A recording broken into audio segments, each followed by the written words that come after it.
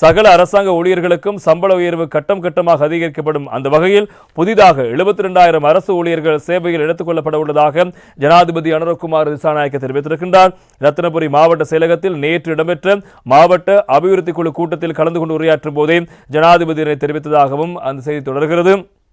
அரசாங்கத்தால் முன்வைக்கப்படும் வேலை திட்டங்கள் உரிய காலத்தில் முடிவடையாவிட்டால் அதனால் கோடிக்கணக்கான நிதி விரயமாக்கப்படுவதோடு அத்திட்டத்தினால் பயன்பெறும் மக்களுக்கு பலனில்லாமல் போய்விடும்.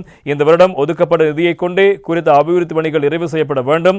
மாறாக அடுத்த ஆண்டு வரை இழுத்தடிக்கப்படுமானால் எமது இலக்கு தோற்கடிக்கப்படும். அரசு துறையில் பல்வேறு வெற்றிடங்கள் காணப்படுகின்றன. அந்த வெற்றிடங்கள் அனைத்தும் மீள நடப்படுவதற்கான நடவடிக்கைகள் கூடிய விரைவில் மேற்கொள்ளப்படும். இதற்காக எதிர்வரும் காலங்களில் 72,000 அரசு ஊழியர்கள் நியமிக்கப்படுவார்கள்.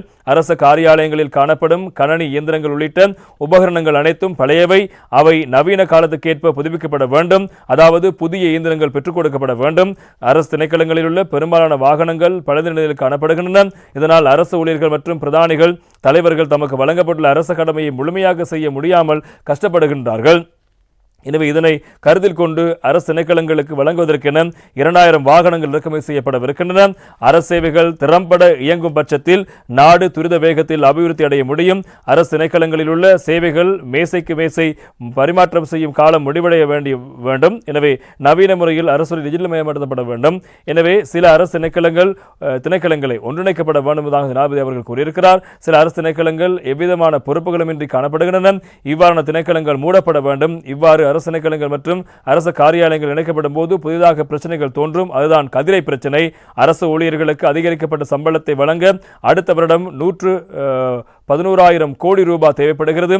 2027 ஆண்டு 33,000 கோடி ரூபாய் தேவையாகும். ரத்தினபுரி மாவட்ட அரசு ஊழியர்கள் நலன் கருதி தேவையான விடுதிகள் அமைக்கப்படும் என்பதாகவும் ஜனாதிபதி அனுரகுமார் திசாநாயக்க அவர்கள் ரத்தினபுரி மாவட்ட செயலக அபிவிருத்தி குழு கூட்டத்தின் போது இந்த விடயங்களை சுட்டிக்காட்டியிருப்பதாக அந்த செய்திகளும் தொடர்கிறது.